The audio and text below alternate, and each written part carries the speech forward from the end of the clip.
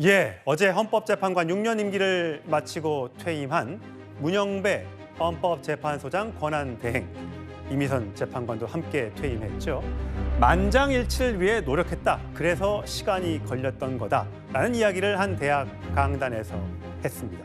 자, 그리고 나서 윤석열 대통령 부부가 받았던 이 해피와 조이, 서초동으로 가지 않고 과천 대공원으로 간다고 합니다.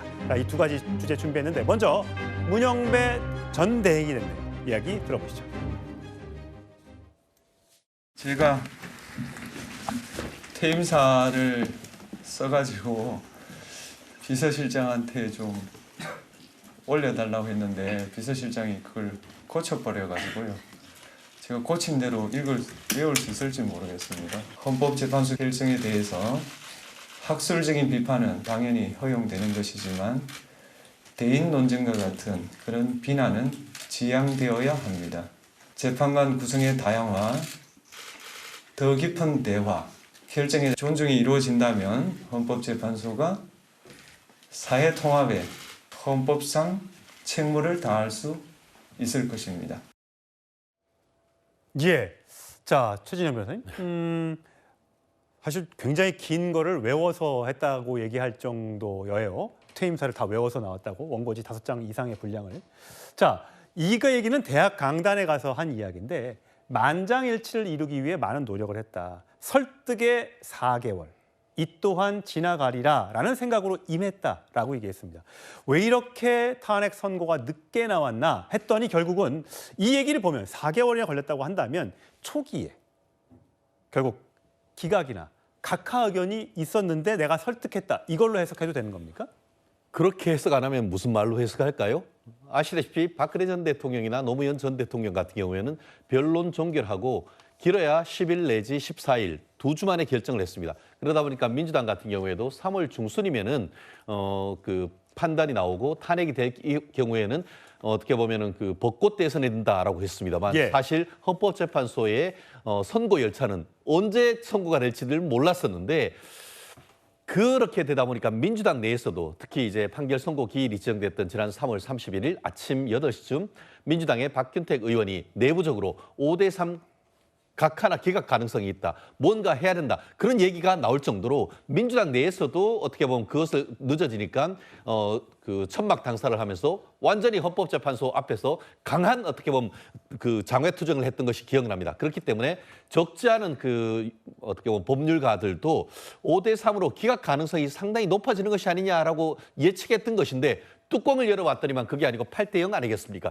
그 과정을 지금 한마디로 설득의 과정, 이 또한 지나가리라라고 표현을 했는데 저는 그것이 과연 설득의 과정이었다고 했는 것인지 과연 그것이 설득했다는 것이 맞는 것인지에 대해서는 상당히 의문이고 거기에 대해서 의혹까지 제기하는 사람들도 적지 않습니다. 물론 본인은 이제 어제 퇴임을 했습니다. 하지만 역사의 법정에서 그와 같은 8대0으로 이 통합이란 명분에서 그 하나의 의견으로 하는 것이 맞는지에 대해서는 어떤 몇 년이 될지 저는 알 수 없습니다. 하지만 분명히 역사에서는 그동안에 있었던 변론 종결 이후 판결 선고에까지 있었던 사실관계에 대해서 밝혀지면은 많은 또 논란이 벌어질 것이라고 저는 예측을 해봅니다.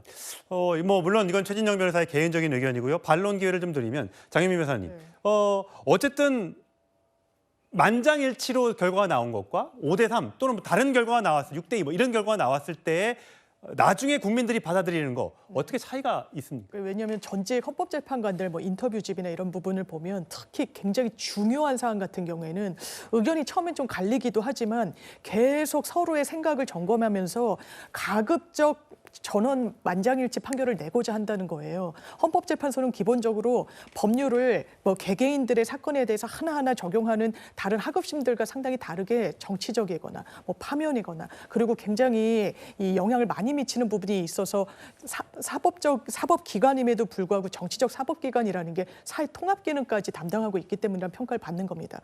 그래서 이거는 이례적인 게 아니에요. 설득한다고 해서 그러면 자기 생각을 억지로 바꿨다는 겁니까? 그렇지 않습니다. 각각이 다 헌법기관들이에요. 평생을 법관으로 지내고 모든 법률적인 노하우와 본인의 법적인 확신을 갖고 그 자리까지 오르신 분들입니다. 그러니까 지금 솔직히 헌재 결정문, 파면 결정문에 대해서 국민이 분열됐습니까? 이거 잘못 나왔다라고 하는 여론이 많습니까? 아니죠. 굉장히 그런 목소리가 뜨거웠지만 다 쪼그라들었던 게 헌법재판관들이 일치된 결정을 그것도 굉장히 논리적으로 담백하게 간결하게 국민들까지도 설득해냈기 때문 아니겠습니까? 이런 걸 겸허히 수용해야 보수 진영도 확장성을 가질 겁니다. 예, 수용해야 한다라는 장윤미 변호사의 의견도 있었습니다. 자, 헌법재판소를 가장 못 믿는 사람 중에 한 명이죠. 전광훈 목사. 오늘 돌연 대선 출마를 선언했습니다. 지금 8명의 저 국민의힘 정당의 예비 후보들이 Eight candidate members of the people 광화문하고는 가까이 하지 말라고 계속 그 발광을 떠는 거야. to one another. We must stray away. 그래서 나는 대통령으로 출마한다 이거야. 한번 내가 맛을 보여줄 테니까 차라리 내가 이재명을 당선시키면 시켰지. Get a taste of me. 국민의힘 정당 8명 니들은 절대로 당선 안 시킨다. 어디라고 들어 이 들아. How dare you, you bastard! 국민의힘 정당 야 이 자식들아 니들 조직력 있어? The members of the PPP 다음 같은 have 조직력 있냐고? worked 정신 나가죠 말이야. totally up. 예, 깜짝 놀랐습니다. 강성필 부대변인 어떻게 네. 들으셨어요? 이재명 후보가 대통령이 되긴 되려는지 정광훈 목사까지 이제 이재명 대표 당선시키겠다고 하니까 사실 마음이 상당히 무겁고 부담스럽습니다. 그런데 이제 저런 모습들이 사실 중도층이 보기에 어떤 보수 정치 세력에 대해서 어떤 느낌을 받을까 저는 걱정입니다. 그러니까 저희 진보 정당도 제대로 서야 되지만 상대편에 있는 보수 정당도 제대로 서야지 대한민국 정치가 발전하고 국민들이 행복해질 텐데 저렇게 보수 정당이 조금 황당한 이유로 분열되는 모습 보면 우려스럽다 이런 말씀 드리겠습니다. 아, 예. 많은 후보들이 출마하는 건 자유입니다만 국민들이 어떻게 판단할지는 상식적으로 생각해 보면 되지 않을까 싶습니다.